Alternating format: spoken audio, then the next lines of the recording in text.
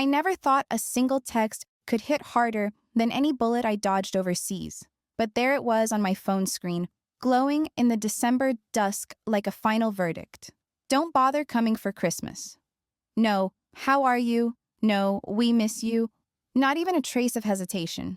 Just a cold line from the man who raised me. The man whose approval I spent my entire adult life trying to earn.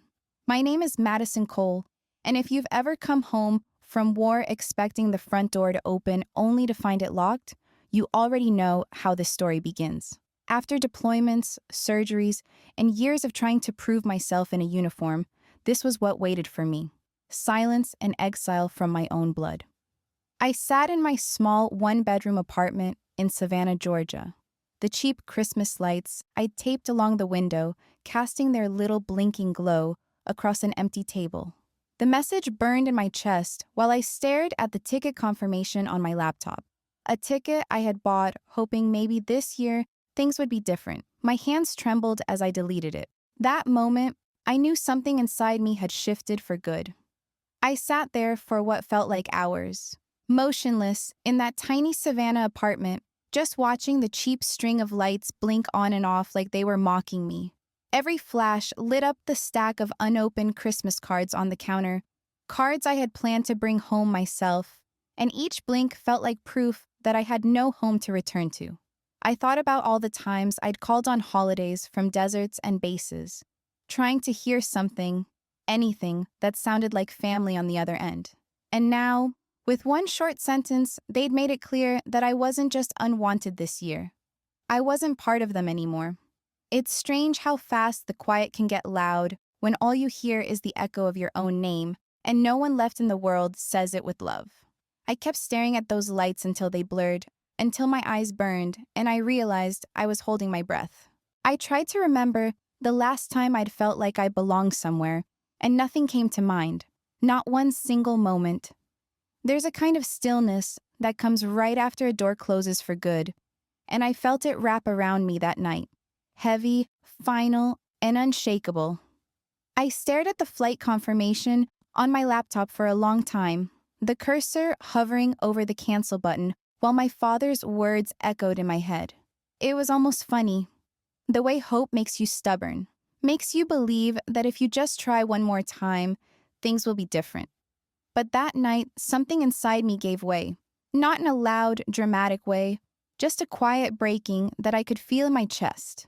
I clicked cancel, closed the laptop, and sat there with my hands on my knees until the screen went black.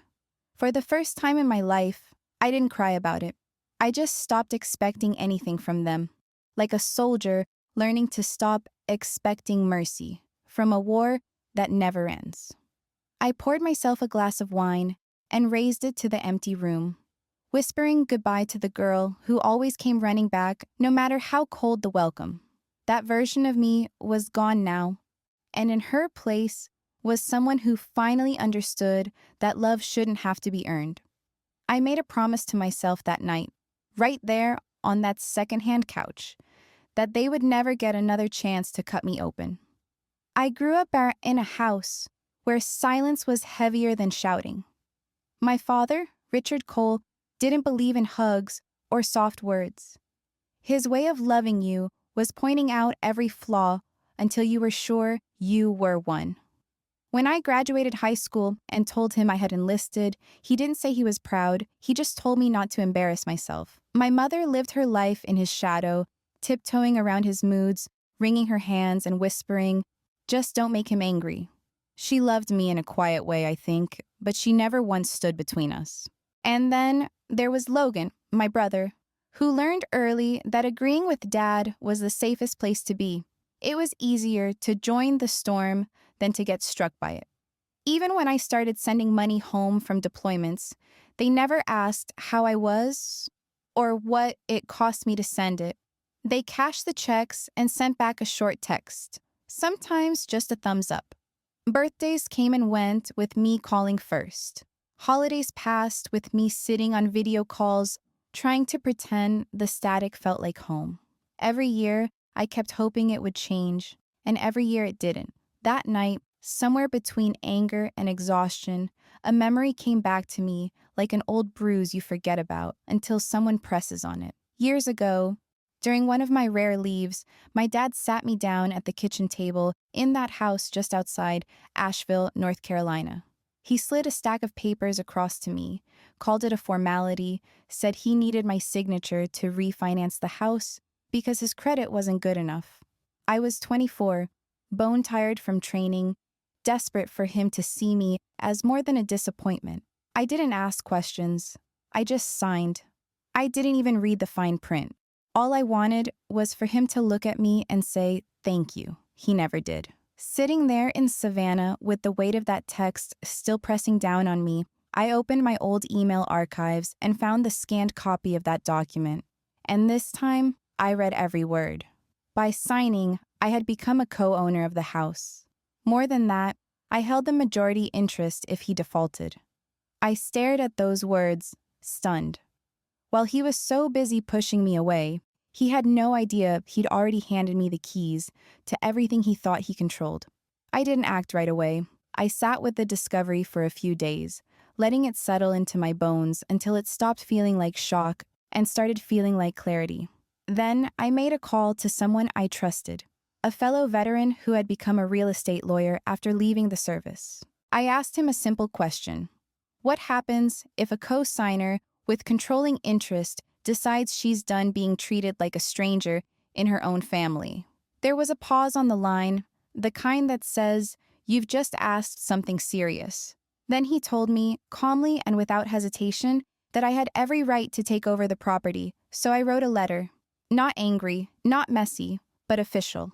I explained that effective immediately, I would be exercising my rights as co-owner and assuming control of the property. It wasn't a threat. It was a boundary written in ink. I printed it, signed my full name, and sent it by certified mail, making sure they'd all have to open it together. As the envelope left my hands at the post office, I felt something I hadn't felt in years. Not revenge, not triumph, just control over my own story. When December finally closed in around me, I packed a single duffel bag and drove north, leaving Savannah and all the noise that came with it behind me. I rented a small cabin tucked deep in the Smoky Mountains, a place where the roads were narrow and the trees leaned over you like they were standing guard. Snow was already dusting the ground by the time I carried my bag inside, and the only sound was the creak of the wood floors and the soft hiss of wind outside. It wasn't decorated. There was no tree or garland, just 4 walls and a fireplace waiting to be lit. For the first time in a long time, I didn't want company. I wanted quiet. I turned off my phone that night and set it face down on the counter like I was putting away a weapon. Out here, there were no messages, no calls, no waiting for someone to decide I was worth answering. I sat by the fire and listened to the crackle, watching the flames dance as the cold slipped off my shoulders. Christmas would come whether I was at their table or not, and this year I had finally chosen not to beg for a chair. 5 days later, when the snow outside had piled so high it swallowed the path to the driveway, I finally reached for my phone. The screen lit up like a flare in the dark, and with it came a flood. 10 missed calls, 6 voicemails, and a string of text messages so long I had to scroll. First there was Logan, his name over and over, and then the unfamiliar number of their lawyer. For a second, I just stared, letting the soundless proof of their sudden panic settle over me.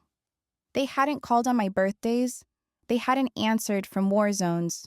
But now my phone was the only thing they seemed to need. The first call came through before I could even set the phone down. It was Logan, his voice loud, frantic, like he was trying to reach across the miles and drag me back into the role I had always played. He asked what I thought I was doing, said Dad was furious, said the word eviction like it tasted wrong in his mouth. Then later, the lawyer called, polite but shaky, trying to smooth things over. He said there had to be some mistake. There wasn't. For the first time, the mistake wasn't mine. The next call I answered wasn't from Logan or the lawyer. It was from my mother. The moment I said hello, I could hear her breath shaking. that kind of trembling voice that tells you she's already been crying for a while. She asked me, almost in a whisper, to stop all of this. Said Christmas wasn't supposed to be about lawyers and property and who owns what. For a second, I just listened. Because for years, that was all I ever did. Listen, swallow it down, try not to make things worse. But this time, something inside me refused to stay quiet. I told her everything I had never said. How it felt to be 19 and standing in uniform at the door while Dad walked past me like I was invisible. How I had called from overseas after ambushes and surgeries, and she told me not to mention it because it made him anxious. How I sent checks and cards and never once got a "we're proud of you" in return. She cried harder, begged me not to destroy what was left of the family, and I told her, as calmly as I could, that I wasn't destroying anything. I was just done letting them destroy me. After that call, I made another decision. If I was going to take control, I wasn't going to do it halfway. I contacted a property management company run by a veteran I knew from my last posting and handed everything over to them. I told him to treat the house like any other asset, inspect it, document everything, and put the rules in writing. No more favors, no more blurred lines between family and responsibility. When he called me on Christmas afternoon, his tone was careful, but I could hear that he was holding back. He said they'd been polite but angry when he showed up for the inspection, and then he told me what he found. 2 of the 3 bedrooms weren't even theirs anymore. They had been renting them out to college students, cash under the table, no records, no leases. They had taken the same house they had told me I wasn't welcome in and turned it into a business behind my back, built on my name and the signature I had given them years ago. I just sat there in that quiet cabin, holding the phone to my ear, listening as the final piece clicked into place. It wasn't just rejection anymore. It was betrayal, clear and simple. That same night, with the snow pressing against the windows of the cabin, I sat down at the small wooden table and wrote another letter. This one was different. Gone was the careful politeness, the soft edges of someone hoping to be heard. This was firm, direct, and final. I told them that effective January 2nd, they had 30 days to either formalize their tenancy under my management or leave the property entirely. I spelled out that all subleases were void, that rent collection had to stop immediately, and that the house was now under full review for code violations. I signed it with my full name, my rank, and the words legal co-owner, so there could be no misunderstanding about who they were dealing with. I sent copies to their lawyer and to my property manager.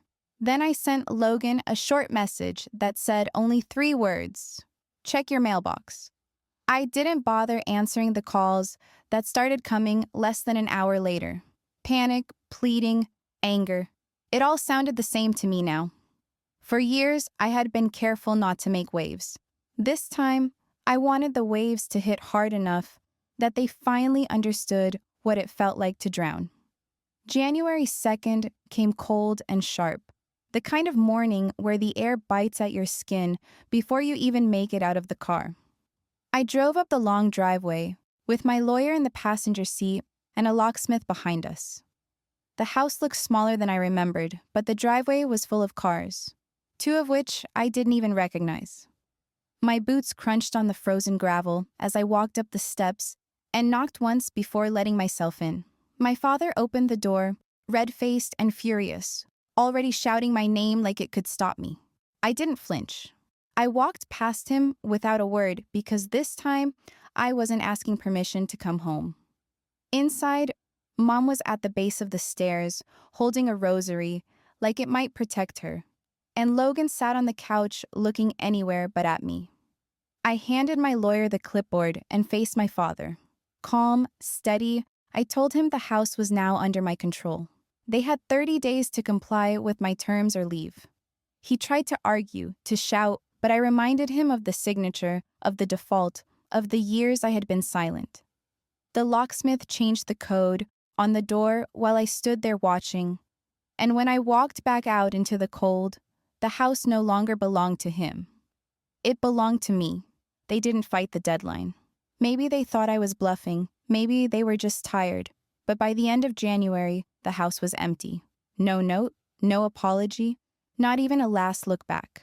When I unlocked the door with the new code and stepped inside, the rooms were bare except for a few scratches on the floor and the stale smell of a place that had been lived in without care. I walked slowly through each room, touching the walls I once thought of as untouchable, and felt no satisfaction, only a deep, steady calm. It was over. They were gone, and for the first time in my life, this space was mine. I didn't keep it for myself. I turned it into something better. I partnered with my veteran friend from the property company and turned that house into a center for women who had served, women who knew what it felt like to come home to closed doors.